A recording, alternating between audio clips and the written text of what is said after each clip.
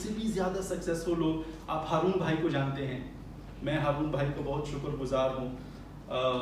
2007 में हारून भाई मैं अक्सर ये बात तो दोस्तों के साथ करता रहता हूँ, हमारे अलाइन का ऑफिस में वो लेक्चर दे रहे थे, तो उनके सामने दो लोग बैठे हुए थे।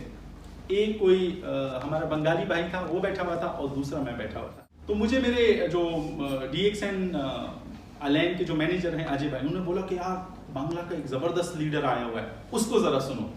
तो अब आप बड़े गौर से देखें, अब जब मैं बैठा हूँ तो हारून भाई बांग्ला में बात कर रहे हैं। हारून भाई को तो हिंदी नहीं आती, हारून भाई दो ही भाषा में बात कर सकते हैं, एक इंग्लिश में और एक बांग्ला में। तो उनका जो 40 मिनट का 1 घंटे का जो सेशन था ना, वो मैंने बांग्ला में सुना। भाई क्यों सुना?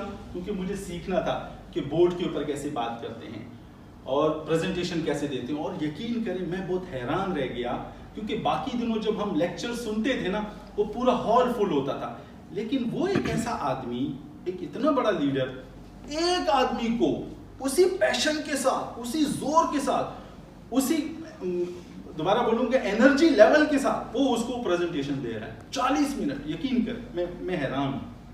तो मुझे बड़ी इंस्पिरेशन हुई। मैं कहा यार ये कितना जबरदस्त, कितना ग्रेट आदमी है। अगर हॉल में कुर्सियां खाली भी हैं लेकिन उसका जोश कम नहीं हो रहा। हम तो जोश हमारा कम हो जाते हैं, ज्यादा आदमी नहीं है भाई, ये तो नहीं करेगा भाई, ये तो लेबर है भाई, ये तो फलाना है भाई, ये तो बिजनेस नहीं।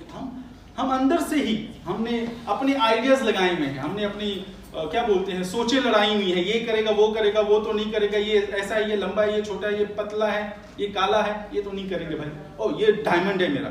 ओ भाई तुम कौन होते हो किसी को ऐसा प्रेडिक्ट करने वाले?